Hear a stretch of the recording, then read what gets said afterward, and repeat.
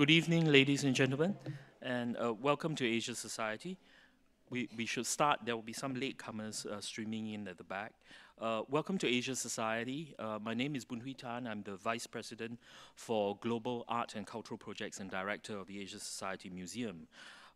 We're very happy to welcome all of you to tonight's Viewpoints program, Looking Back, Informing the Future, a multidisciplinary research project on the 1947 partition of British India. Tonight's Viewpoints program is part of Asia Society's ongoing programming on South Asia, and it's co-presented with the Lakshmi Mittal South Asia Institute at Harvard University. I had the pleasure of attending part of the version that was done earlier this year in Delhi, and it was illuminating for someone who is not so familiar with this particular historical moment. This presentation at Asia Society, as I mentioned, is part of our Viewpoints program, an annual series presenting innovative ideas and new perspectives on culture, which has been made possible through the generous support of Ashish and Dinya S. Divitri, who are here with us tonight. Thank you for your generous support. Also, a shout out and a thank you to all the members of the Asia Society. You're our biggest fans, just like we are your fans. For more information, there was a sort of rolling slide of some of our upcoming programs. Please do look out for them on our website, asiasociety.org. Just a minor housekeeping note, please turn off all your cell phones so that you do not disturb the proceedings. And tonight's program will be live webcast, as at Asia Society we believe that our audience is the world, it's not just New York, and we do have an active sort of viewing audience that follows our live webcast. And subsequently, after tonight's event, the recording will be available in our video archive. Over the next 3 years, the program that we're developing within the arts pillar at Asia Society will consider issues arising from borders, from transition zones and zones of contact. The role of the arts and of artists who are masters at expressing complexity and ambiguity, I feel, are needed as never before in this current era of polarization and tension. In particular, within our programming, especially our work in contemporary art and performance, will start to embrace the criticality of the contemporary as a way to interrogate not just the past, but the present, as well as possibilities for the future. In this regard, tonight's program is part of a much more explicit and ongoing series of programming around South Asia. And in the fall of 2018, in particular, I'm very happy to announce that we will organize the first exhibition on the Progressive Artists Group, a group that was very connected as well to that moment of independence. And it will be the first show of the progressives in the museum here for quite a long time, I believe. And now we come to tonight's program, which follows in the same vein, marking the 70th anniversary of the partition of British India, in which an estimated 14 million people conservatively were displaced into India and Pakistan. Tonight is an opportunity to reconsider the impact of that moment through the multidisciplinary research project organized by our co-presenters at Harvard University at the Lakshmi Mittal South Asia Institute. The researchers that you will hear from today have looked at this moment from diverse perspectives, hopefully giving us a much more broader and nuanced understanding long after that moment. The format will be 4 short presentations by each of the researchers, followed by a discussion and Q&A. As I'm sure the complexity of the subject, as well as in a sense the way that many people are very passionate about this moment, you have been given, I believe, note cards on which to write your questions. You can do them now or throughout the presentation, and we have volunteers who will be collecting them. This is so that we can make sure that they are properly responded to. And Jennifer is here.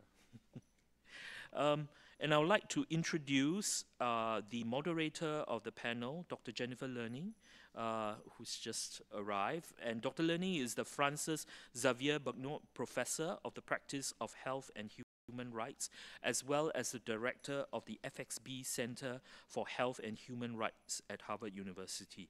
I refer the audience to the handout that you have gotten for a more complete bio of Dr. Learning, as well as all the speakers tonight. And of course, Jennifer, over to you.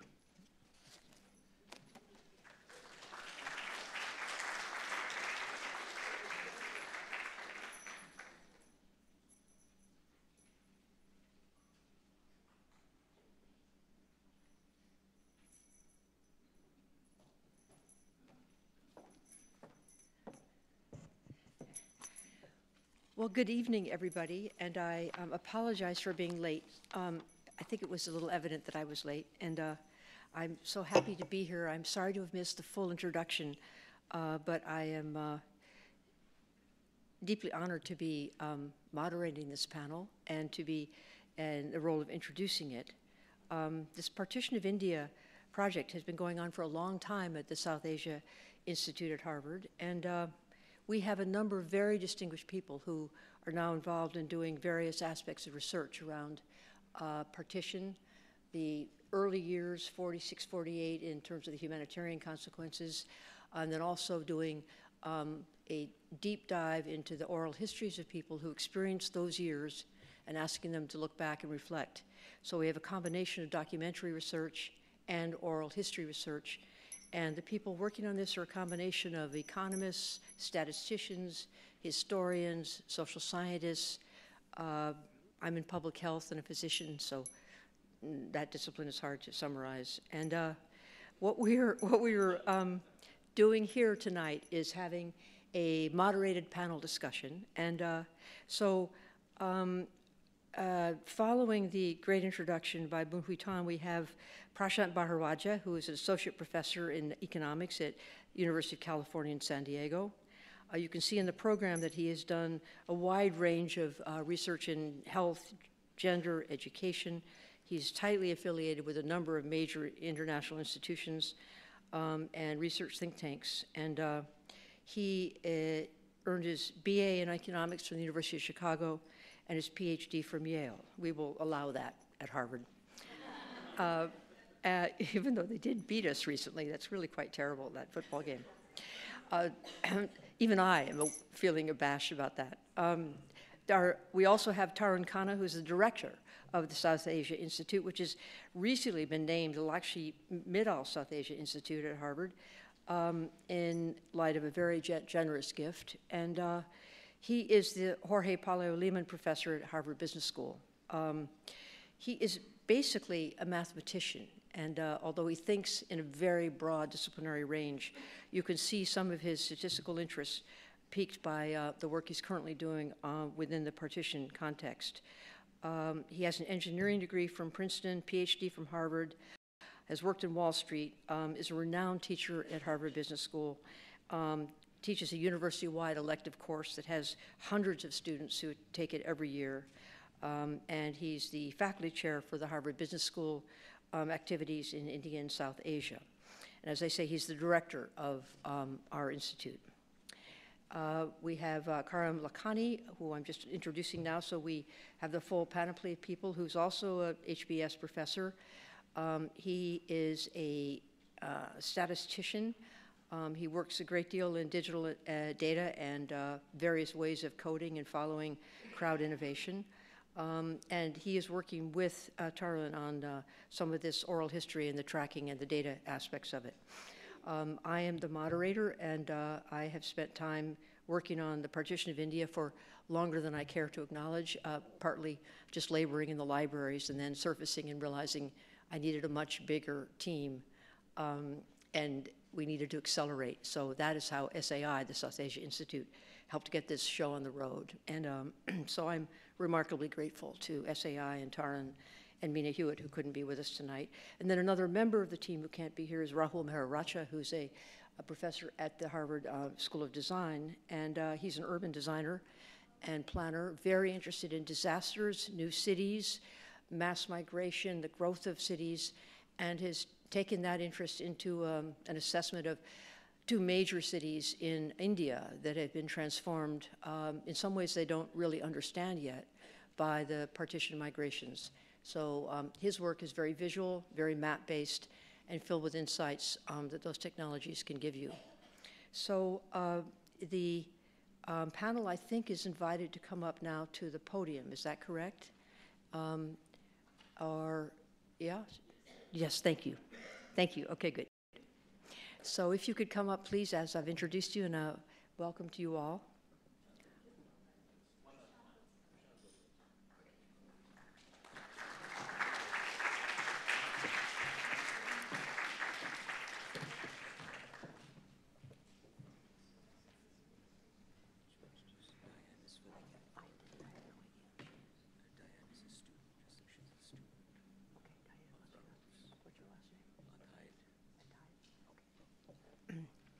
I also would like to welcome Diana Tide, who's a student of Rahul Mehrotra and is going to be sitting in for him tonight. Is that correct? Well, that's wonderful, because then we'll have a chance to see what he's doing.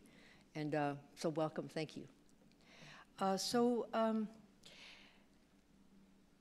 would you like me to begin in that mode?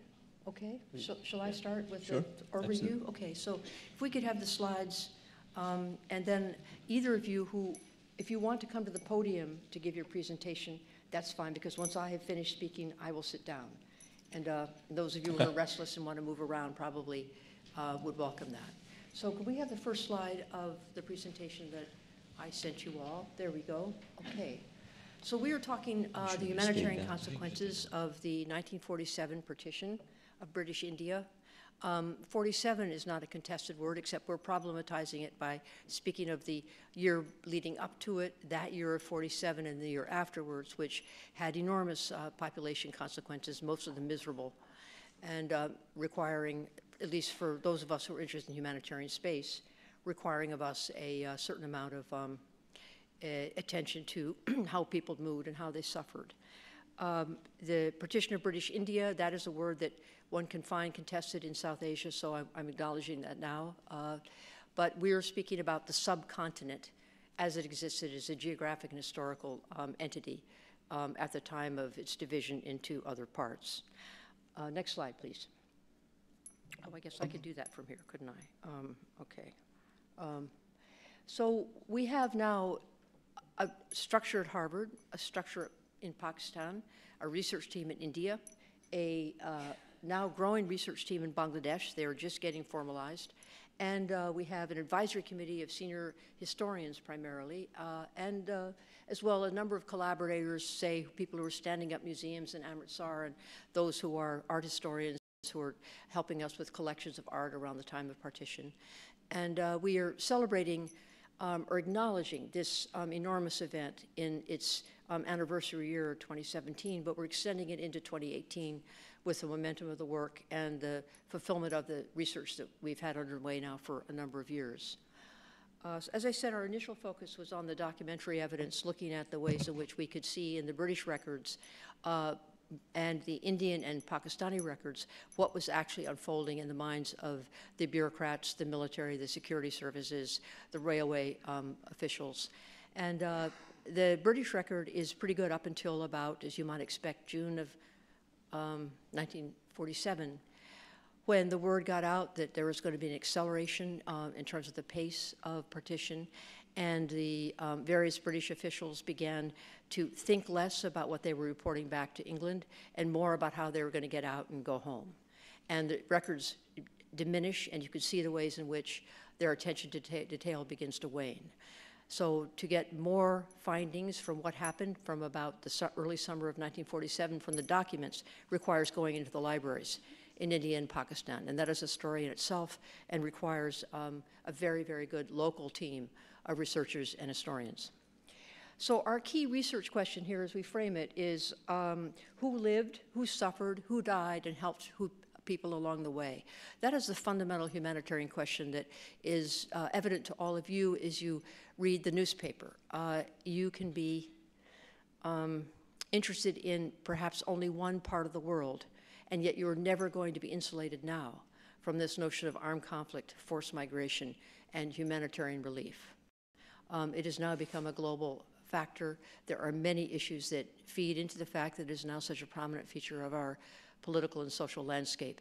But when I use the word humanitarian, I think you understand that these are people who try to help. And in the Indian and the subcontinent context, this could be a local carpenter, a nurse coming out of the hospital, school teachers who let the schools out and went to help along the road, because this is a combination of heavy road travel for the most poor. The most wealthy could take airplanes. The middle class and some poor also took the railroads. But there are always places of jeopardy, always places where people had to stop for water, and there are always places where in these resting places they might get attacked. And also on the trains, there were times when they were attacked even as it was moving. So you needed providers along the way to help. There were military escorts that were also very important in helping to separate the columns of people on the road. But a focus on these who helped is not something that has been prominent in the partition historiography, and it is something we are scouring the documents for in order to get a better understanding of the process of care as well as the process of suffering, and in order also to enrich everyone's history, and particularly those who live on the subcontinent or who have come from it, their history of how their societies actually offered a great deal of help, as well as having in its midst an enormous amount of disconcerting violence. So we are looking at morbidity and mortality as the fundamental outcomes, and then also where people settled and how often they had to move from their initial place of refuge as they crossed the border, and where they actually wound up later. This is a particular interest of Tarun and of Rahul. The ways in which we are talking about this actually has a context for humanitarian assessment that has been developed in recent times over the last 30 years. And so we're mapping the standards and the expectations of modern humanitarian action against what happened in 1947-48. You might think that is inappropriate, but there were no such standards, no such understandings of this in the immediate years after World War II. And in fact, as I have begun to make that comparison, it turns out that those who helped in partition times stand up very well in comparison to what we have learned and endeavor to conduct ourselves according to precepts that now are part of modern public health. When you think of this, you can read the issues here, I won't go over them, but it's a fascinating number of questions that one can derive from the documents, then enriched by the oral histories that we'll be reporting on. And I would say that the most sort of fundamental starting point for this study is a paper that I and colleagues who are demographers and statisticians worked on for quite a long time, dealing with the analysis of the census. Both in British India, both coming up to 1940, there were censuses every 10 years that took place in 1941, 51, 61, 71. And at the time of partition, the census of 1941 was completed, but not always tabulated because of the wartime. But the data were there. And in 51, when the two countries had become Pakistan and India, and therefore were partitioned, it is excellent that they conducted the census at the same time, that is in 1951, and each of them, in a coordinated way, asked their countrymen this question: where were you in 1947? So that allowed us to compare who moved across the border from where they were in 41 to where they went in 1951. We're looking in this study only on the Punjab side of partition. The Bengal side is more complex. We have a number of historians who are working on this and are showing how complex it is. It was a much more extended and slower period of migration and back migration, and that migration collided with the onset of the Pakistan Civil War, the East Pakistan War with West Pakistan. And so our Bangladeshi colleagues and some of our colleagues from West Bengal are working on the other side of the border, but most of us are now focusing on the Punjab. And this is where the census data are particularly revelatory. Because if you look, and we've looked assiduously from a range of different approaches to be sure we are correct, according to the 1951 census, there are between 2.5 and 3.2 million who are missing, and upwards of 17 to 18 million people who crossed, one way or the other, the border of Punjab alone, not counting who moved in Bengal. That is a much larger figure, both in terms of migration and in terms of mortality, than has been reached or even considered in the historical literature. It's a very good paper, and what is fascinating is that some of our colleagues and people here on the panel today have done independent work looking at the economics of partition, and they've come up, at Punjab only, and they've come up with a very similar set of numbers. So we're dealing with still the greatest instance of forced migration in recorded history and the greatest death rate. Now, if one looks at where the documents would come from, it's a myriad of sites. It's fascinating. I won't recount it here. You could read. And as we say, we've added interviews with survivors, trying to get the old people, but if not, then the generation below them, to tell us what happened. And these are targeted interviews that ask the same kinds of questions that our documentary team interrogate from the written material, so that we have a very good overlap. This is an unusual kind of oral interview, unusual even from the many that have been developed for partition at the 50th and the 70th anniversaries. This one is tied to the questions we're interested in from the documents, and that's why it's going to be particularly rich and focused. So we have had a range of recent disseminations and workshops and discussions during this year of 2017, and we project for the documentary study that we'll have a collection of essays going to the press, not out in publication, but going to the press by the fall of 2018, and then we will start writing individual or joint author journal articles. The issue of intellectual property is an interesting one when you have many teams from other countries, and we've worked it out, and I think to our satisfaction. So what I'd like to do now is ask Tarun, I think, are you, or who would like to come? Okay, please, Prashant, come to the podium and present. This is the system. I'm assuming you're using slides, right? Okay, good. So there we are. Thank you. Wonderful. Thank you so much for having me here today. This is joint work with Shubhangi, who has done most of the work on this project, to be honest. Myself, Asim Khwaja, who's at Harvard, and Stephanie Mao, who's at UCSD. We have this authorship structure to limit bias because Shubhangi and I are from India, Asim is from Pakistan, and Stephanie is from China, breaks the ties when we have conflict. All right, so I'm going to give you a little bit of background as to how I came about doing work on the partition. As Jennifer mentioned, I've done some work in the past looking at both the short run and the long run impacts of the refugee movements that took place. As a result of what happened in 1947, we got a small pilot grant from the South Asia Institute back in 2001. And so we collected a bunch of data from the censuses of India and Pakistan. We collected a bunch of data from the British archives. We collected all kinds of district gazetteer data. Most of these data are now publicly available on my website. And so we were using these data to basically try and talk about what happened in the short run, who moved where, how many people died. This is where we sort of reconfirmed some of Jennifer's findings from the Punjab, but also sort of looking at what happens to occupational structures in districts that received more refugees, what happens to gender ratios, what happens to literacy in those areas.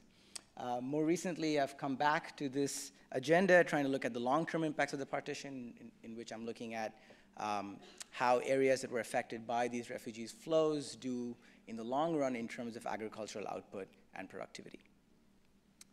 As part of doing all of this stuff that involves sort of a very rigorous empirical approach to thinking about how we want to quantify the impacts of the partition, what becomes very apparent is actually, even though the British were amazing at collecting data, so we have a lot of historical data, and after independence as well, we have great data from both sides of the border, yet a lot of the key kinds of questions that we want to ask still lack sufficient data. When this opportunity came about to sort of get back into this agenda, I've been particularly moved by some of the disciplines that are now using machine learning, deep learning methods to basically extract data from text. And we thought this would be a really neat way to go back and try and think if this is possible for our context over here. So the kind of what I'm going to present to you today is sort of a proof of concept of something that people in other disciplines have done, and sort of bring it to this context of how do we want to quantify or codify, in this case, conflict between India and Pakistan. Is such a thing possible? Does it make sense to sort of do this? But as far as I see, the overarching goal of something like this is to try and use these techniques from machine learning to basically expand on the types of data that have been collected. So this is trying to go beyond what has been administratively collected from the various censuses. So that's what today's talk is going to be about. It's basically a proof of concept, still very much work in progress. And so any comments after this would be fantastic. Okay. So at the outset, we thought this would not be that hard, because we're obviously not the first people to think about trying to extract data from text. There's a lot of canned, out-of-the-box software, which is known as sentiment analysis, that we thought, hey, we can just take these toolkits and apply it to a bunch of speeches from Indian and Pakistani politicians and see what comes up. And our interest was in trying to think about conflict. Is there a way to sort of track conflict in political speeches over time? That was sort of the idea that we had going in. But what happens when we start using these sentiment analysis, these canned sort of sentiment analysis dictionaries, is that even though you and I reading a wartime speech may think, oh my God, this is about war, and may have that sort of a reaction to it, the actual speech words are often very positive, because countries want to be positive about when they go to war. So it's like taking a speech from the North Korean leader and saying, is this going to be a negative or a positively worded speech in terms of the sentiment analysis?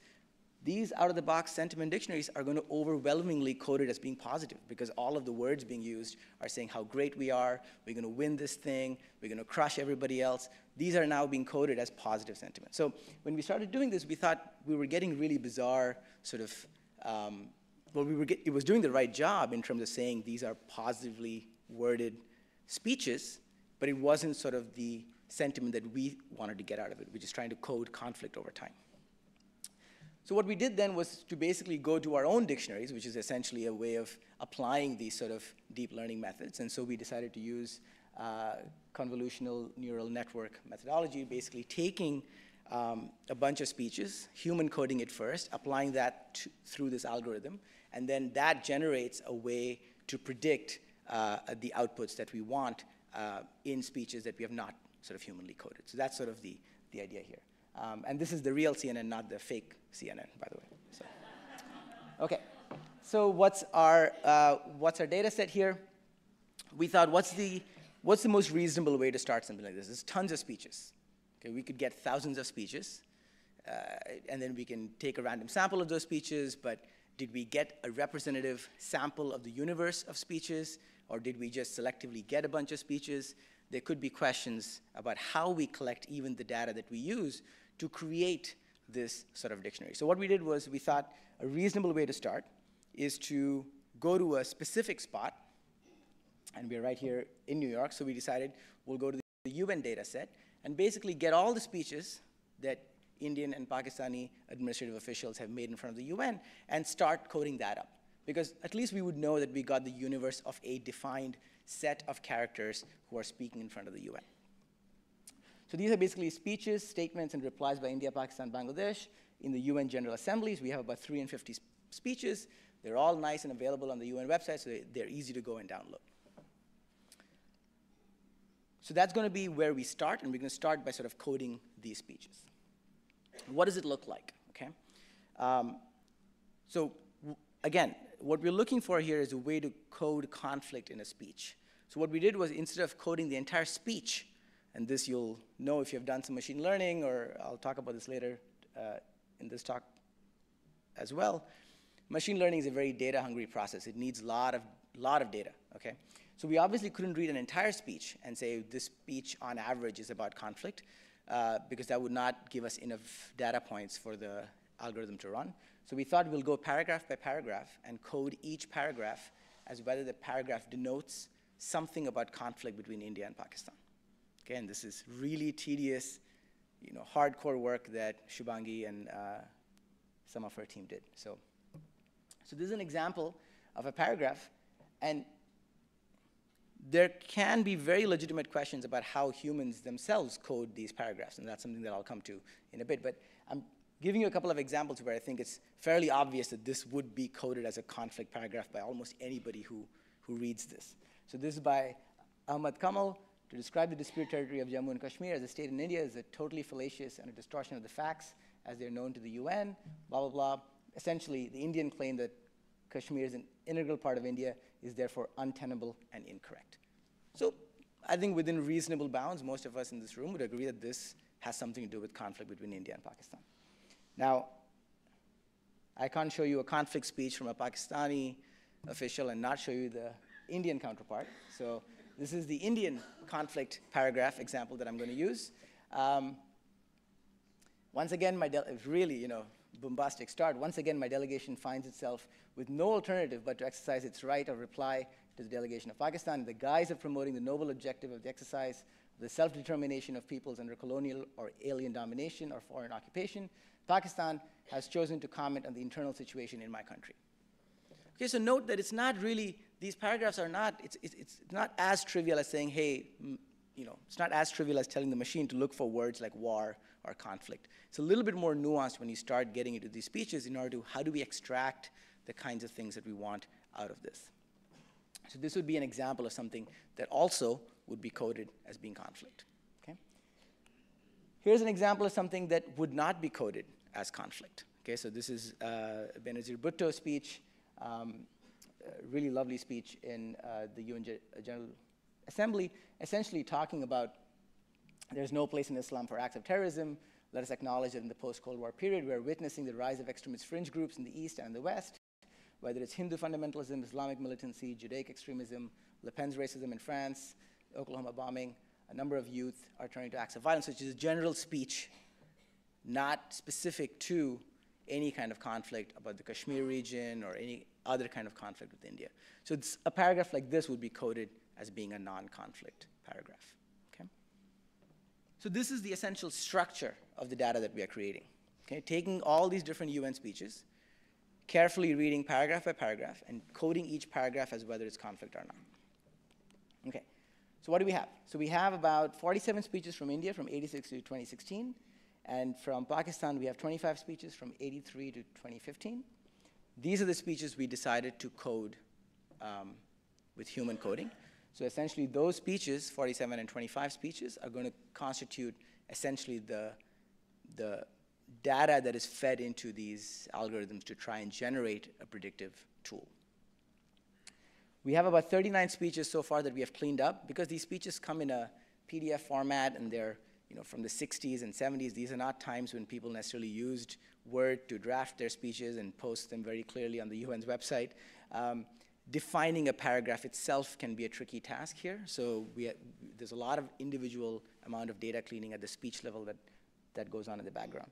So we are still cleaning a bunch of this data, but we have about 39 speeches from 46 to 2015 that don't have human coding that we're going to apply this algorithm to see whether what comes out of that makes sense. Again, you'll notice that our training was done from the 80s to now, but we left out the early parts because we know that there were periods of conflict in the early part. We know 47, 48 was a conflict period, right? And so the machine better predict something reasonable for those things. So the idea here is, because we also know what happened in the past, the machine should give us something that resonates with our priors as to what was going on between the two countries at the time. Okay. So when you do this kind of work, there's an essential piece that you use with the human coding, which is the training, the development, and the testing. So the training, we use 45 speeches and about 1,100 paragraphs, which is about 70% of the total data. In the development, which is basically fine-tuning the parameters of the model, we have about 17 speeches, 345 paragraphs, about 20% of the data. And in terms of testing, which is what you're going to see, how good does this algorithm actually work? We have human-coded some of this stuff. The machine then predicts something, and we can see how well does that prediction match with the human coding. Okay? So that's what the test data is all about. Typically, when they do this kind of stuff, they use about 70-20-10 rule of thumb. All right. We're fairly accurate. We have about 97% accuracy here. So that's pretty good.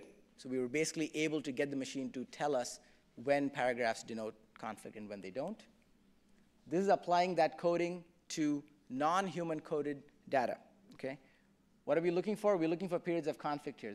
Just focus on the red line, which is percentage of the speech that has conflict in it. Some of them have 100% because there's also one paragraph speeches, so it's a little bit tricky, but this is all early days of this project. But you can see at least in 48, there's a massive spike. In 99, during the Kargil time, there's a massive spike. In the 80s was another big area. In the 70s, you see a big spike in terms of conflict. So this is fairly consistent with how we think the world worked. We also applied this to a completely different data set. So we did all the training and the testing and the development on the UN speeches. Then we had a whole other data set on Kargil-related speeches and articles and quotes. And we said, can this work for Kargil? A completely different context. So out of sample and a different context altogether. And when we applied it, this is our machine, and that's the human label for the Kargil speeches. This, again, denotes conflict from India and Pakistan across the two countries. And as expected, you would expect most of the conflict to be concentrated in 99, and that's what we find, because that was when the conflict actually took place. Okay, and same for, and the match between the CNN and the human label is particularly useful. Okay, my time is up. Where are we going next with this?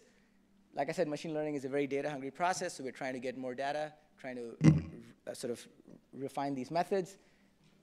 The biases that come with human coding, one way to overcome this is to actually outsource the human coding part of it itself, and you're going to hear a lot about outsourcing, sort of crowdsourcing from Karim and Tarun, so that'll, I think, be a very exciting application in terms of making this much more tenable. And I'm happy to talk about multiple applications that we have in mind. That's my time. Thank you.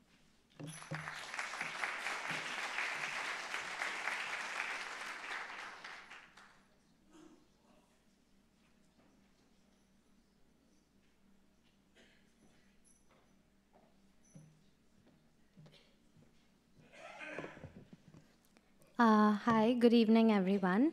I'm presenting on behalf of Professor Rahul Mehrotra on the work that he and I have been doing as a part of the Harvard Graduate School of Design's involvement in the Partition project. So our emphasis in this project is on the growth of cities and urbanization, and we are hoping that we will also get into the details of architecture at some point.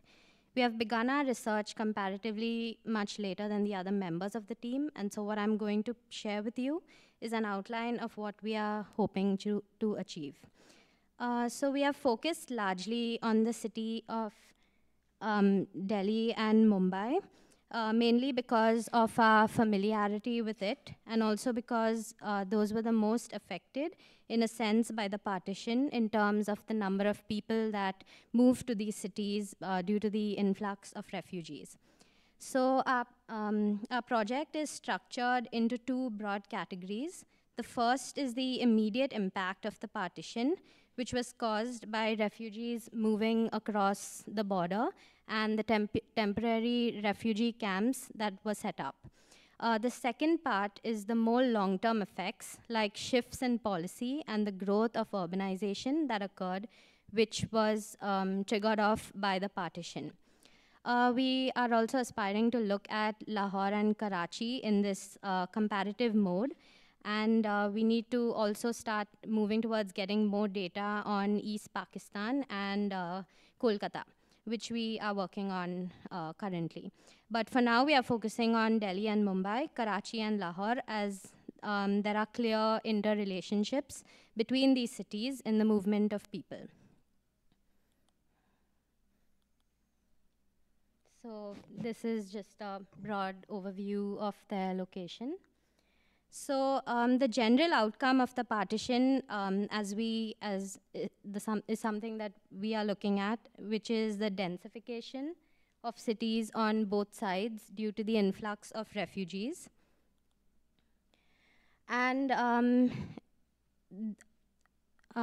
so especially in the city of Delhi, the strategies that were used to deal with this densification were the creation of short-term refugee camps, the formation of new townships, and the expansion of the city's urban area, development of satellite towns to facilitate urban deconcentration, the emergence of nagars, or townships, which were basically evolutions of the refugee camps. And the last is the creation of safe zones within a city, especially Delhi, which we are looking further into. And this had particular implications on contemporary urbanization conditions. So therefore, we are interested in short-term impacts and the remnants of policy that emerged from refugee situation and the partition condition, but have now been internalized and have become a part of the urban development mechanisms of these cities. So when you look at the city of Delhi, I think the map is of general familiarity, and these are the refugee camps that were located within the city that then gradually became formalized and became nagars.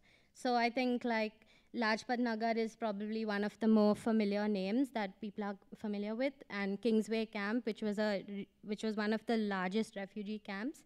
And these have gradually become formal housing and formal townships.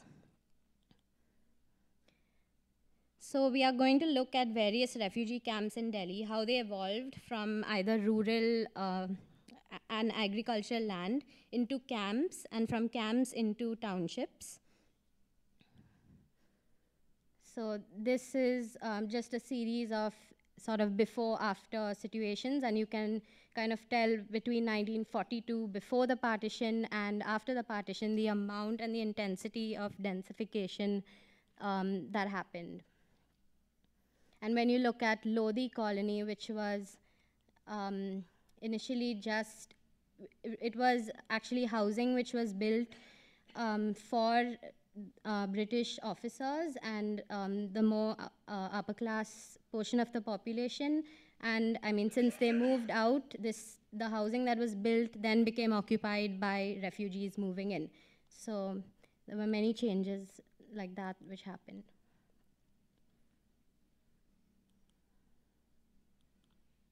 Yeah, and this kind of gives you like a much broader look at 1942 and then 51. The other effect of the partition was the conscious effort by the government as well as the Ministry of Rehabilitation to sort of decongest the city. So as we saw in the earlier slides, Delhi had suddenly densified it had really, really densified. And so the government's aim was to sort of move people out of there. And so you had towns like Faridabad that came about, and Gurgaon, and people were gradually moving to these towns. Housing was built there. Developers were given incentive to build within these new towns, and sort of jobs were created there, industries moved there, and so you had people moving out.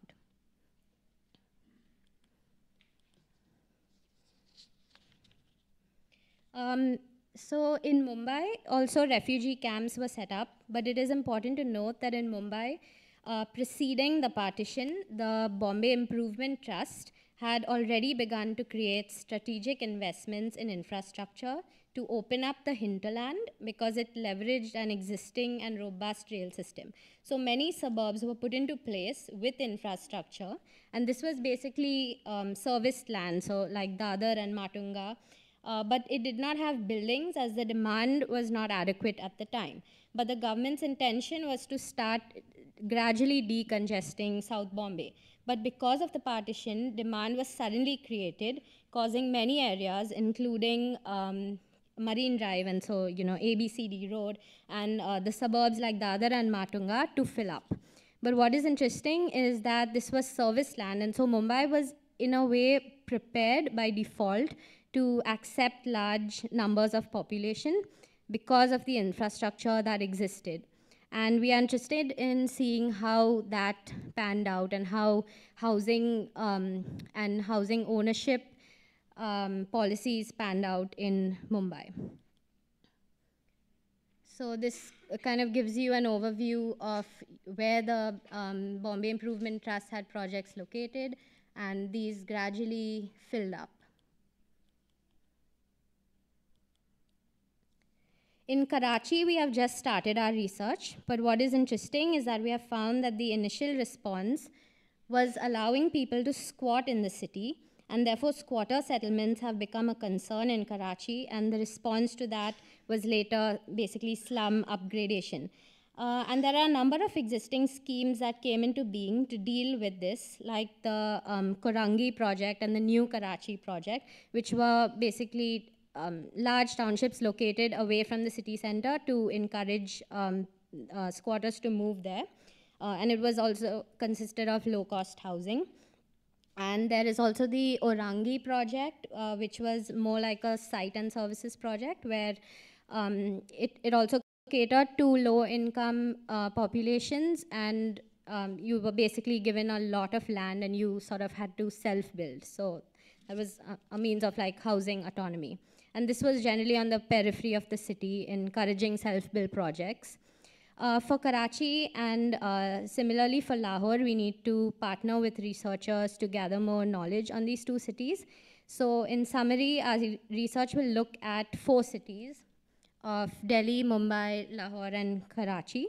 And if we can get data on Kolkata and Dhaka, we would like to do the same, as we believe that these are pairings of megacities that became twins in the exchange of refugees.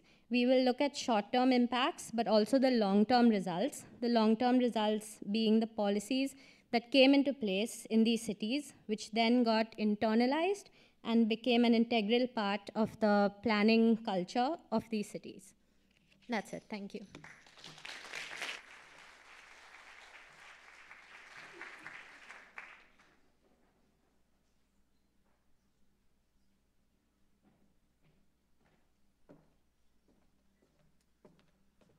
Great. So thank you very much for joining us this evening. I just want to first take a poll. How many of you in your family's histories have experienced a partition over the past years? To get a sense.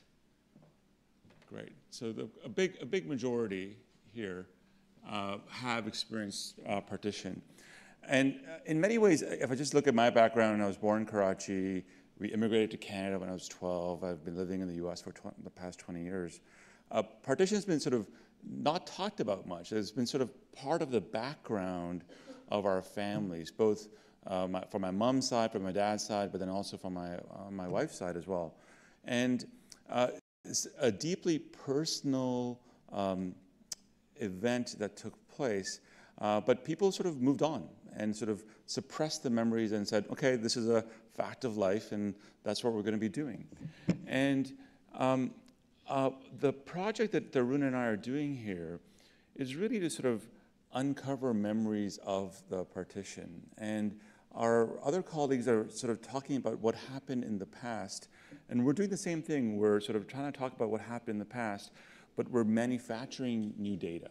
We're actually talking to people today who are alive today, who experienced partition, to both get a sense of their current sense of themselves from the partition, but also to help us think about the meaning-making that's been going on amongst our families who've been through these types of sort of suppressed traumatic events.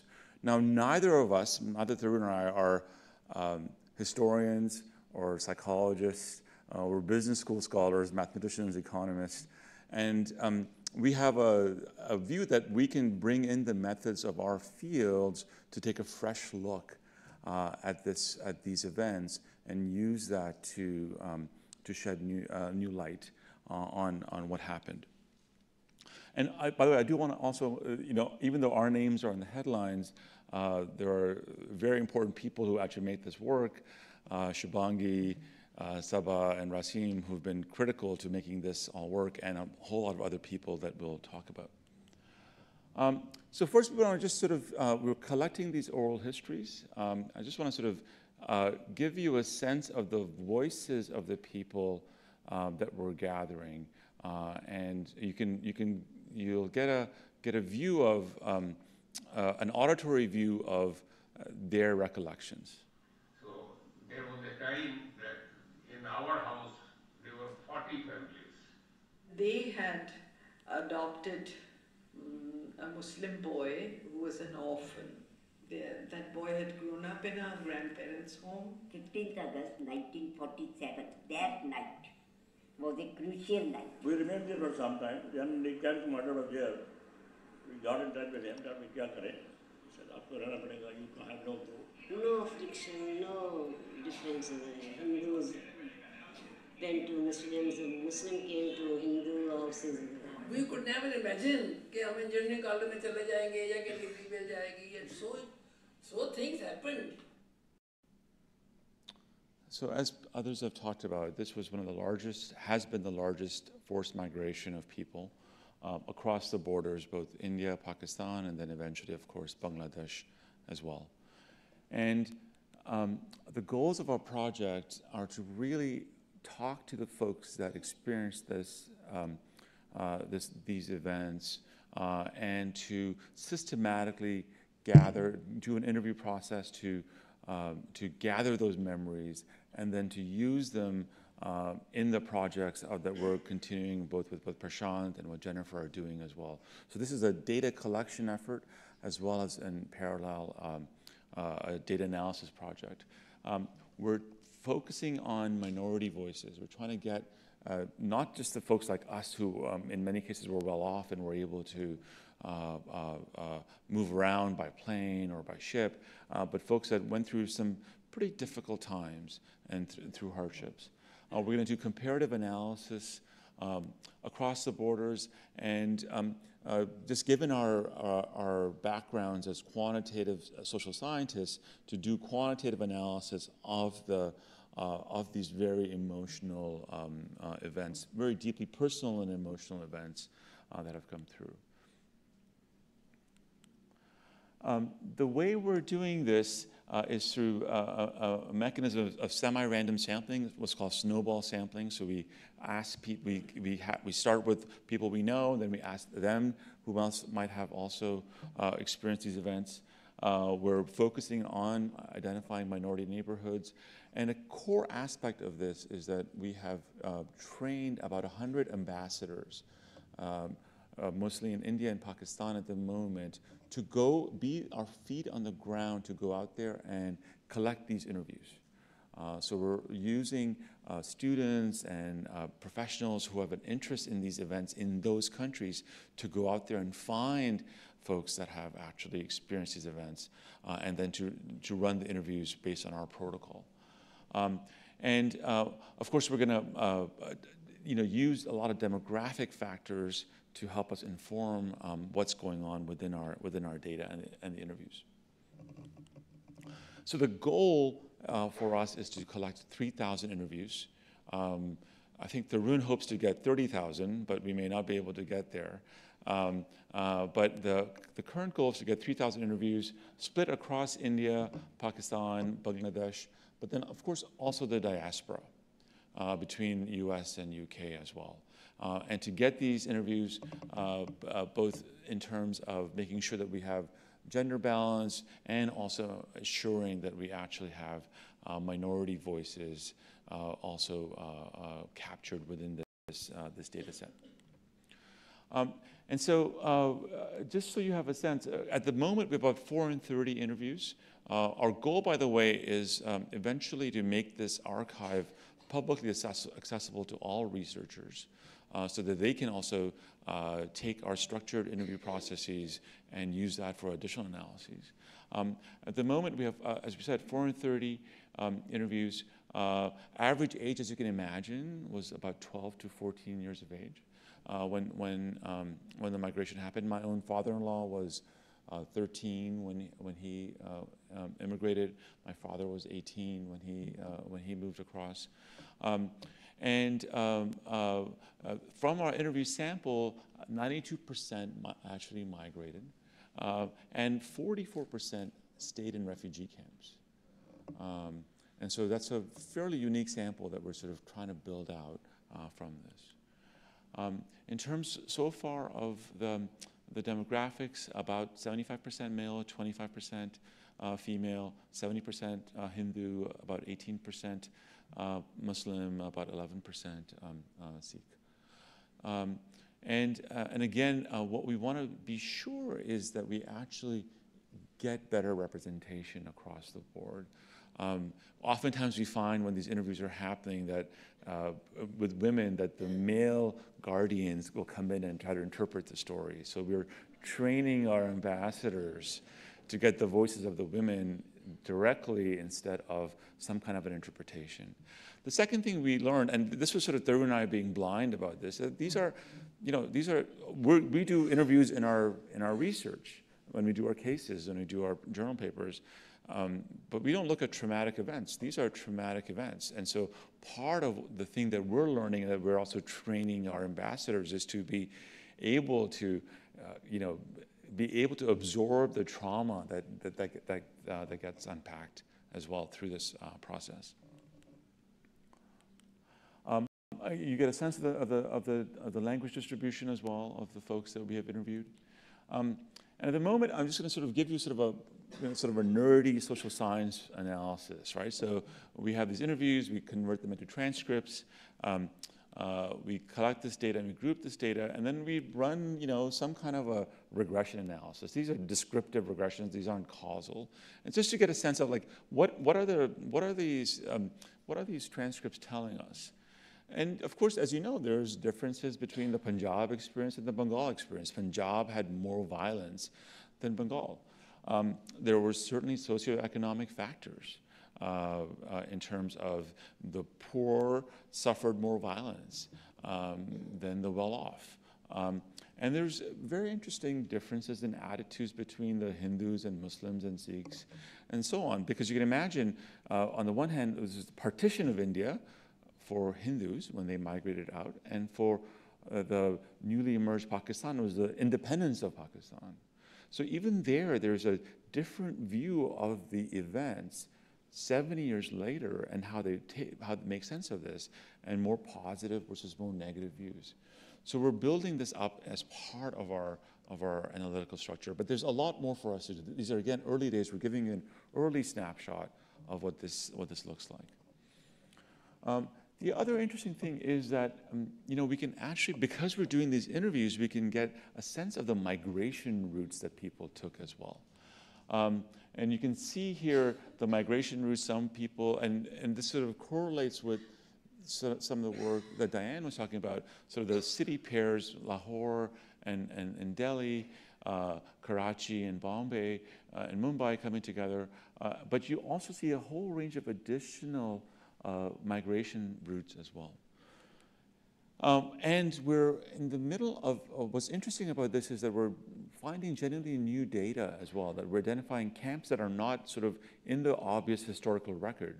When we talk to people about where they stayed, what the camps were, we're getting a sense of newer camps that were maybe smaller, that did not exist in the historical record as part of this process. And just to give you sort of a story of a journey. This is Sunil's story. He goes from West Pakistan to India. Is living in this village. Was a goldsmith in this village of Hakim Wala near Bhawana. After rumors of partition, Hakim Wala was attacked by mobs. The family decides to move. They walked. Right? People still today are walking. They were walking at that time too. They reach Chennai. They sit in a refugee camp for a month. Then they go to Lahore and cross the border at Amritsar. They go from Amritsar in a Khalsa camp for a brief while, before they get resettled in Kurukshetra for 6 months, and then they get land space in Rohtak. So you can see this journey emerge in this detailed fashion, and you both see sort of the tragedy and the humanity coming through, right? All along the way, people are both trying to hurt them, but also people are trying to help them along the way.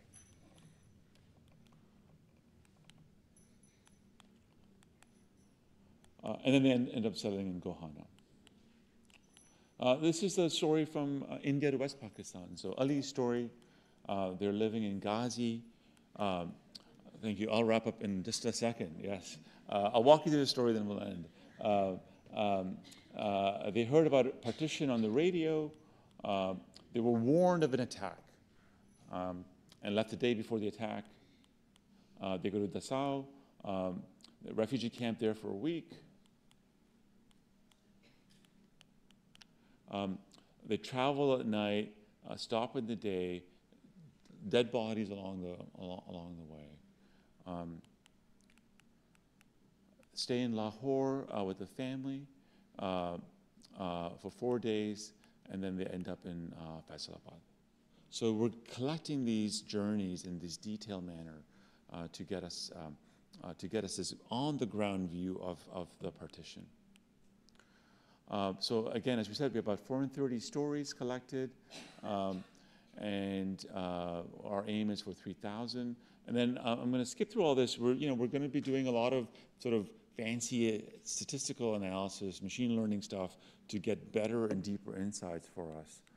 We've also built a mobile app, and we're going to be releasing that app to enable anybody to go do an interview with people you might know, and again crowdsource the memories that are suppressed in our work. So with that, I'm going to stop, and I guess we'll come back up for a panel discussion. Great, thank you very much.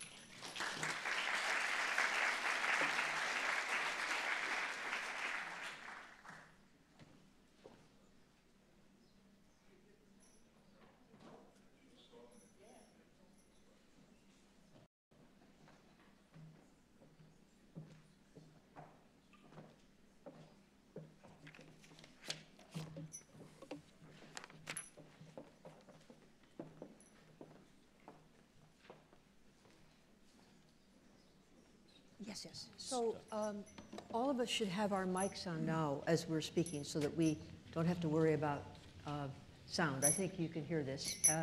We have about 20 minutes. Is that about right? Okay, so for some discussion among ourselves and then for responding to questions from the audience. So I think that would mean those of us who's already spoken will be very brief now. I have a question I might ask each of you, but Tarun, would you like to speak a bit from your perspective, both as a director and also the foundational person for the crowdsourcing? So let me just say, first of all, thank you all again for coming. Let me add my words of welcome on behalf of the Lakshmi Mittal South Asia Institute now. It's a privilege to be part of this and to have this amazing collection of colleagues here and also increasingly spread around the world. I just wanted to make one point. In a sense, Jennifer alluded to this when we kicked things off, when she kicked things off at the beginning of this evening, to say that there is a version of recorded history about an epochal event. And unsurprisingly, it's based on the most easily accessible information that's available to us. Also unsurprisingly, since history is usually written by people who were in charge at the time, it is a very particular version of events.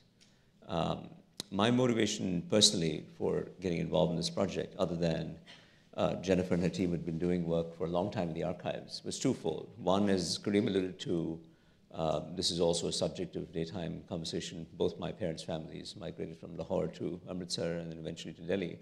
So it's sort of the mirror image of what happened to Karim's families. So it's just something that anybody who lives in the northern plains would resonate with this, and I think there are many of you in the room probably. And the second was this feeling that, while this isn't core to my core research at Harvard, there was a feeling that there is a version of history out there that seems rather incomplete, and it has to do with data. And for the first time, we now have the technology, devices, the phones that you're carrying around, that allow us to let other people speak. And as Karim and I have gotten deeper and deeper into this, we've realized that not only does it democratize the possible sources of information, but even within the subsets of people whose voices have not been recorded, which are all of ours in some sense, there are particular minority groups, small groups of Christians and Hindus in Pakistan, different subsects of Muslims who are discriminated against in India, so-called lower caste people in India. And as Karim correctly alluded to, it was just such a surprise to me, shock. It shouldn't have been a surprise, but a surprise to me when women were marginalized in their own homes by their male brethren. And so we've really learned a lot. And the focus of our project sort of has shifted a little bit to say, let's nudge everything towards getting the voices of people whose voices are not heard and bring them into the mainstream so that we augment the data sources and redo the history, if you will, in some sense, of a very epochal event.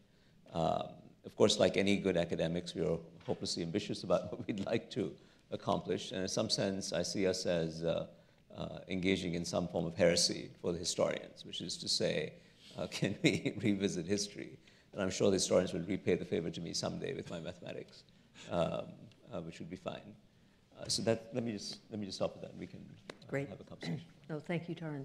You can see that he's sort of a subversive professor. And there are things to challenge in this recorded record. Let's say the received record, the story that is usually told. The records, the documents have enormous surprises in them, but they have the hazards that come from being recorded by officials and people in authority. And so what is being unearthed here has enormous face validity to me, not even with the ways in which you are managing the data and substantiating the fact that it actually is internally consistent and consistent with other aspects. But if you talk about current humanitarian crises and forced migration, distress migration, we know that the poor suffer the most in terms of loss of assets, malnutrition, death along the way, and enormous hardship, and perhaps later death wherever they wind up. That's one thing. The second thing is when you go to interview people in any refugee or forced migrant displacement setting, and you're the only thing in town because you're going in to ask the question. Nothing else interesting has been happening for a week.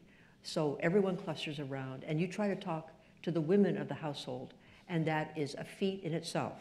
It's not just that the male is going to barge in, but it's going to be that all these little kids are going to tug and have little chime-in stories, which are adorable but slow you down. And so the fact that you're facing the same cacophony when you go into somebody that has been somewhat randomly selected and you're pretty sure it's going to be a pristine interview, and then you find the same kind of local village cluster of families, it's a fascinating aspect of the human condition.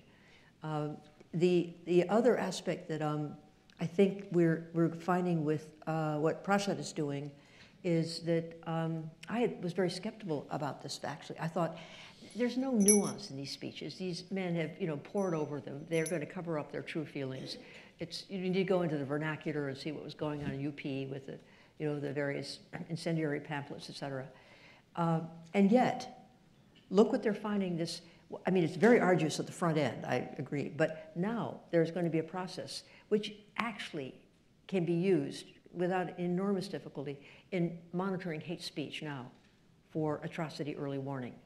I mean, this is going to translate right into many of the things that we're now thinking about in current times.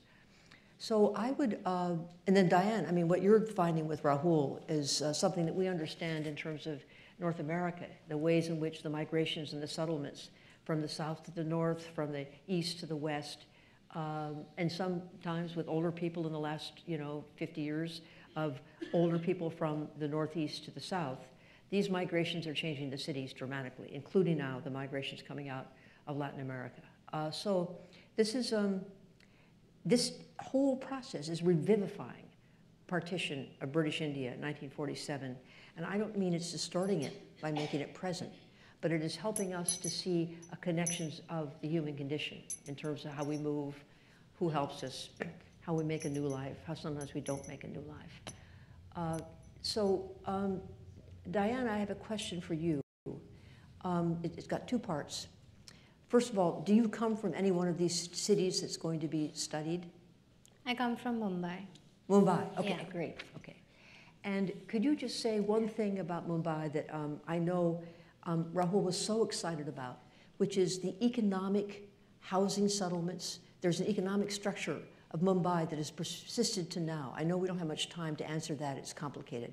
But can you explain what that really is? Yeah, sure. So I think in Mumbai, what we found as really extraordinary was the formation of the cooperative housing societies. So essentially, you had more of the Sindhi population coming into Mumbai, and they settled in refugee camps like the Kalyan camp, which was way out of the city. And the government essentially could not deal with the housing crisis. They could not build enough housing. And so instead, they took the policy on another route. They sort of gave refugees subsidies and incentive to build their own. And hence, like, the cooperative housing societies were formed. And so you had Sindhis of the same community sort of congregating and deciding that they would build their own housing, and they would pool in some money and sort of get the building up, as well as this was also pooled in with government subsidies. And I think this is one of the biggest finds that we found in Mumbai. Because they're still very powerful today, these cooperative. Yeah, for sure. That's so today's to partition. One of you might have a question of another. Is there a question that either one of you, any of the three of you, have for the other?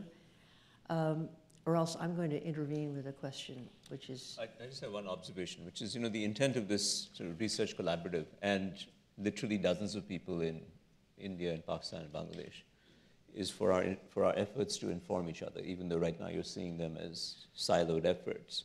For instance, the machine that Prashant and Asim are creating could, in theory, be applied to our transcripts that we are sourcing from our oral memories and so on.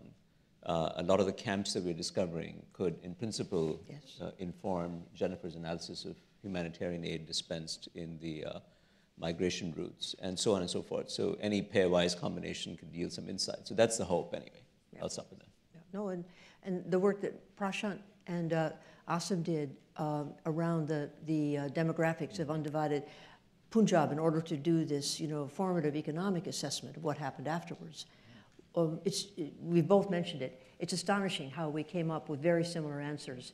And so one of the things we have in mind is, after we plow through all of these things we've been talking about, that the two of us with colleagues would like to write a paper where we compare the demographic techniques to really firm up and establish that these numbers are the ones that should be used now by historians when they're thinking about this, and in a comparative sense, recognizing the primacy still of partition in terms of our understanding of forced migration.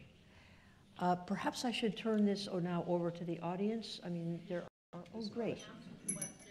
Thank you. So I'm trying to look at the kinds of questions, and I have a series of questions that want to know what, how will you publish the results of this research? How will this come together? How will you make it available to the public? Shubhangi, who is in one of the front rows here, has been very influential with this, and also Mina Hewitt, who's the executive director of SAI. We have been exploring, as a first pass, a collection of essays, which will include essays written by each of the principals with help from students as they would like. And we're looking at a number of different university presses, and have sparked, I think, a considerable interest in 2 or 3, and such that we can be quite confident that we will have somebody who has agreed to be our publisher, and that they will receive the document that we're preparing, which will be edited by me with substantive, perhaps 30-page essays. These will not be remotely complete enough when you see the richness of what people's work here could and will suggest, so that there will be journal articles, other publications, probably other books as well, that will come out over the course of the next 2 or 3 years. But we're hoping to get this in the public domain in terms of the scholarly domain, and also clearly there will be op-eds and essays that will come in the more contemporary social science and historical publications. So that's what we're doing on one level. And then you've heard, and perhaps Tarun or one of you would want to talk about the website and our interaction with a growing public who now want to engage with us and become much more part of our work. So two comments. One is as a result of the visibility of the Institute and the efforts of different principals here and well-wishers, we are increasingly, of course, we're anecdotally aware of a number of efforts to crowdsource memory. There are some on the West Coast, there are some in Amritsar and Delhi, there are some in London, and so on and so forth. And so our intent very much is to just be a platform, and anybody wants to collaborate with us, we are certainly open to doing it. So that's one aspect. But the second aspect is, Karim mentioned in his talk that we'd like to make these oral memories publicly available. There is a big caveat, though, because they're very sensitive. Yeah. And you could easily imagine that some portion of it could be misused if taken out of context or embedded in some other broader sense. The Holocaust Museum is, has the same legitimate concerns and spends a lot of time trying to shield these. So I don't know how we're going to tackle that, but that is an open issue that needs to be addressed and thought through quite carefully, because the emotions are quite raw even 70 years later. I would say this is a related question in some ways. It really has to do with whose stories you're getting, and you've approached some of that, but this question wants to know if you're looking at casteism.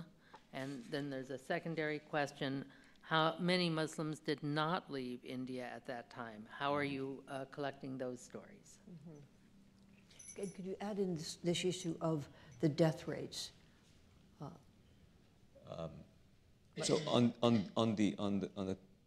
the caste issue, when we did our first sort of presentations, as academics normally do, you do a little bit of work and you go and show it, and then people slap you around and you go back and do some more.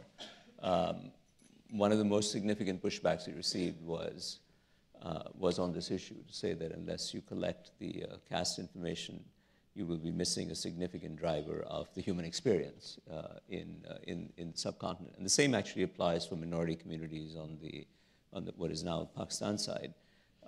So we've been appropriately sobered and are now gathering that information.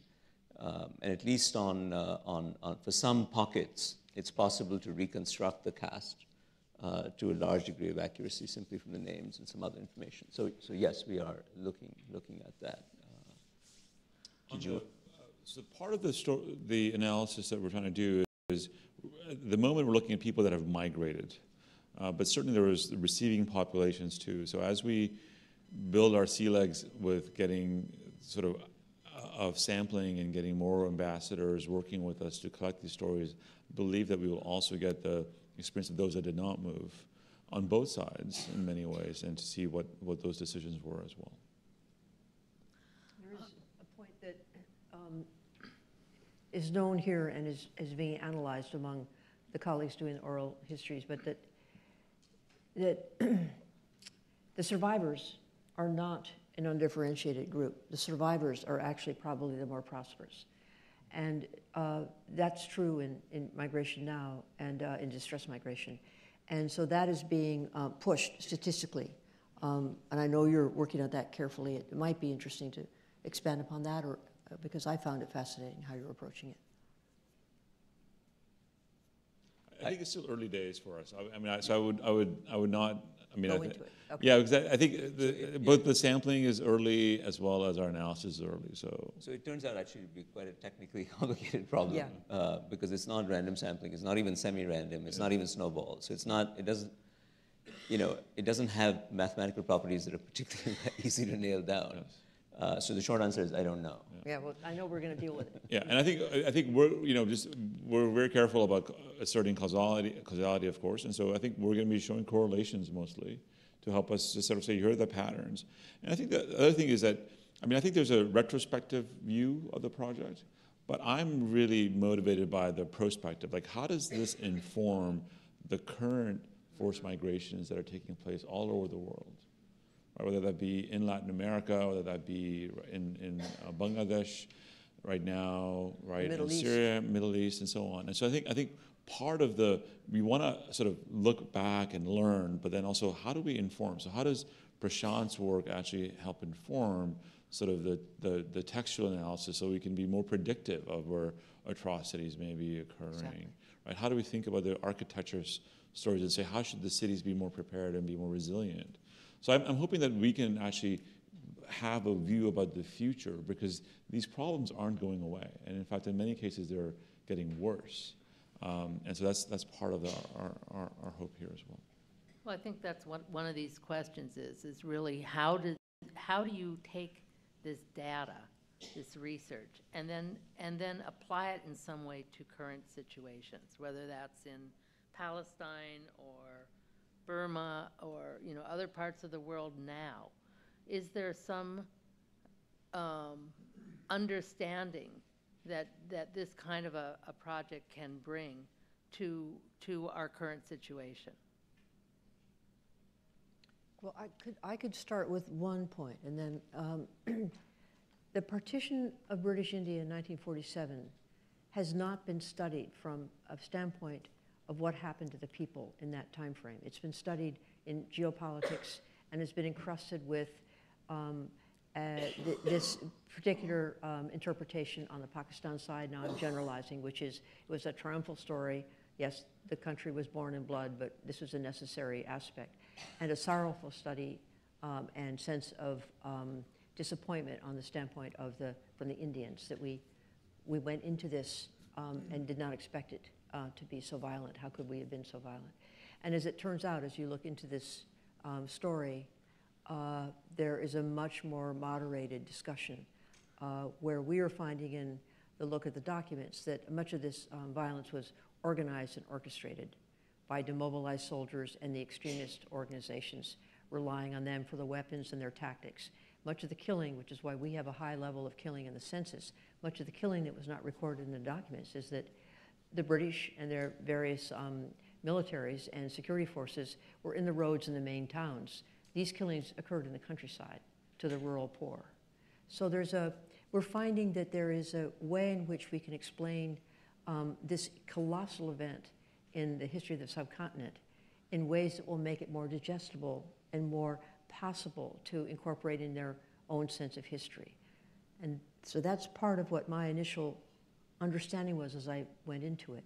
But I always had this comparative sense of the humanitarian crises now. And so the points that you're making, all of you, as they relate to the dilemmas we're facing, I think there won't be answers from partition, but there will be reflections that make people get a sense of, my God, we have been dealing with this for so long. Look at some of the things that worked or how we have survived in the subcontinent. I mean, I think there's going to be a more general, deeper understanding of forced migration in our times, because we realize how far back it went and how extraordinarily violent and disruptive it was then. And although we have remnants, big remnants in the South, in the subcontinent and the global South because of that, we have 2, 3 very vibrant societies that have emerged from it. Yeah, I think on the data side, I think there's a lot of real opportunity to try and understand what's happening around the world in terms of these refugee crises. A version of what I showed you today in terms of text learning, people have applied this to learning from visuals. So one can imagine tracking migration routes, tracking burning of villages in Burma, looking from sort of remote sensing data and applying that to the same sorts of machine learning techniques, but sort of using pixel images and human coding some of those things, and then trying to predict where people are moving to, what are the kinds of villages that are burning down, so on and so forth. So I think in terms of the ability for us to collect data, projects like these, I think, really showcase a proof of concept that this is possible and might come in handy when these events take place. And of course, it's impossible to send in teams of enumerators and surveyors as these events unfold, but maybe we can harness these other techniques to try and learn about what's happening on the ground. Yes, it's a very advancing field of inquiry.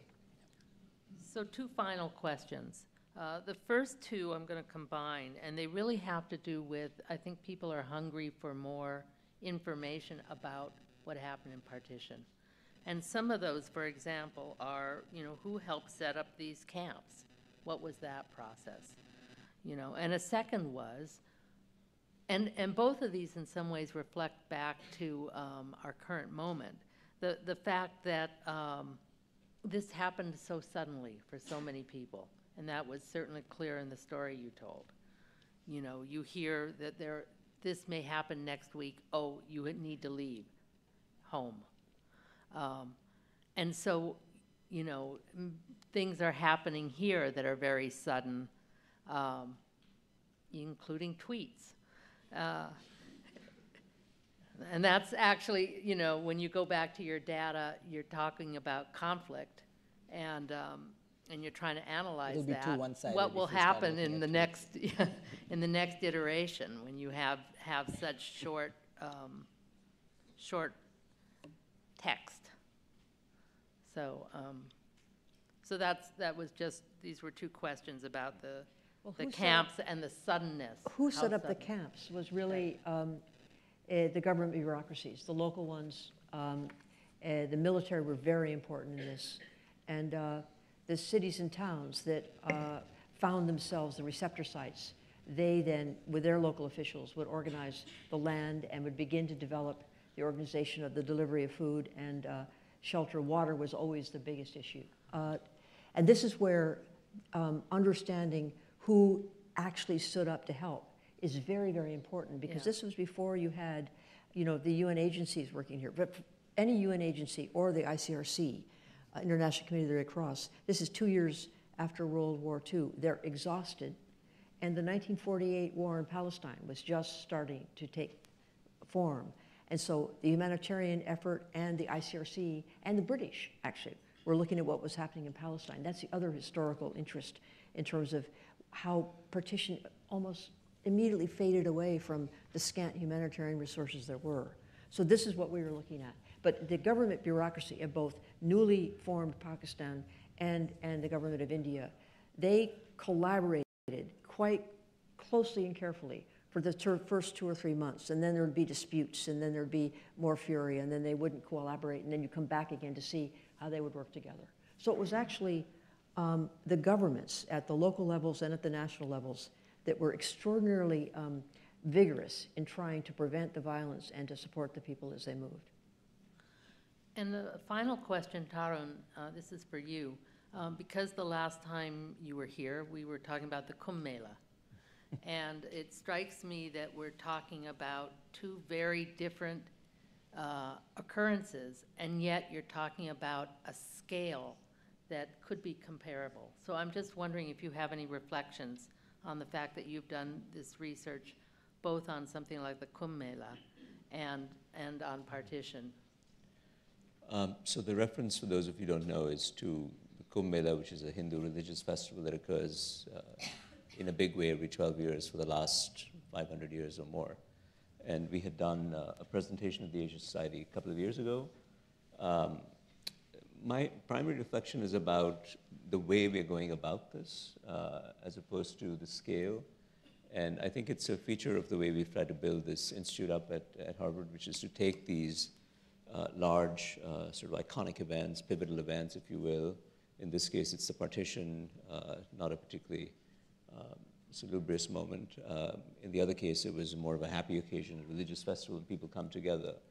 But our feeling is that if you look anew at these events from a variety of different lenses, so here you've got architects, doctors, mathematicians, statisticians, historians, economists looking at the same event, that there really are gains from trade. There really is a situation where they inform each other. And I think in the Kumbh Mela it came through really quite brilliantly, if I'm allowed that comment. You really did see bits and pieces working together. And that's the hope and aspiration here, that we'll be able to do that in the next year and a half. And in this case, I think we've really, because it is an event that is globally salient, particularly in Britain and the Commonwealth and so on, and people living in Africa and people living in Palestine and Israel, those areas recognize this issue of drawing lines in the sand, people relate to it. And so we're just seeing so many folks joining the research effort in different ways. And as an academic, I would celebrate that, and I'm really quite happy about it. So, and thank you for giving us a platform to share some.